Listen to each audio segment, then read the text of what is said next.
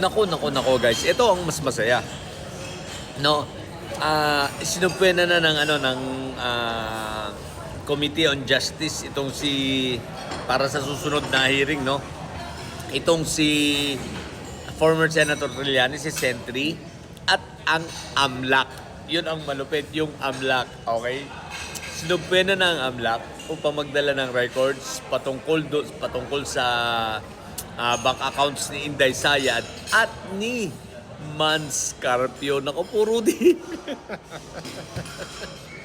Eto na ang exciting part. Mga didilis, magkakalabasan na ng bank accounts.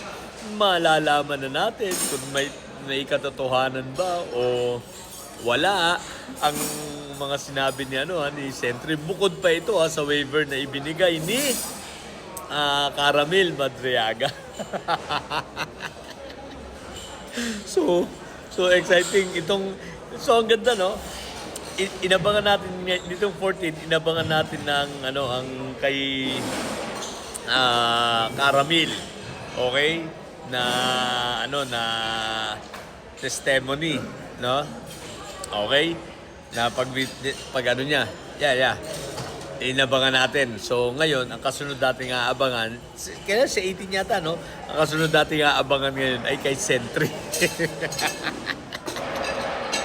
Hindi na uubos ang mga pasabog ng Kongreso, ha? Astig ng Kongreso, no? Astig ng Committee on Justice, no? Talagang lusaw na lusaw si Sayad, eh. Ito, ang kahit anong pagtatanggol ng mga didilis rito, wala na. Guys, tulad ng pinot ko, hinihintay ko na sabihin na lang ni Tio Moreno na, no? Nagalit. Maingay daw ako. So hinihintay ko na lang na si Tio Moreno, ano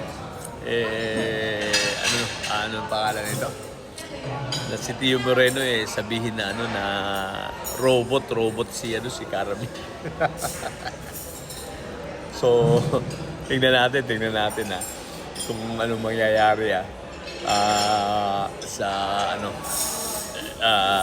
mga darating na araw. Pero maganda talaga yung kay Senator Trillanes. AMLAC, patay na, Rudy. So, iyak ang mga didilis, no? Sasabihin ng mga alam mo, hinintay ko rin na maglabas ngayon ng mga fake news yun, na mga fake news ng mga didilis, na sabihin, AI si Caramil. Anyway, sige, abangan natin. AMLAC, si Sentry, talagang iiyak na rito ang mga didilis, sigurado. Wala nang lusot ang bank account ni Inday Sayad. Okay?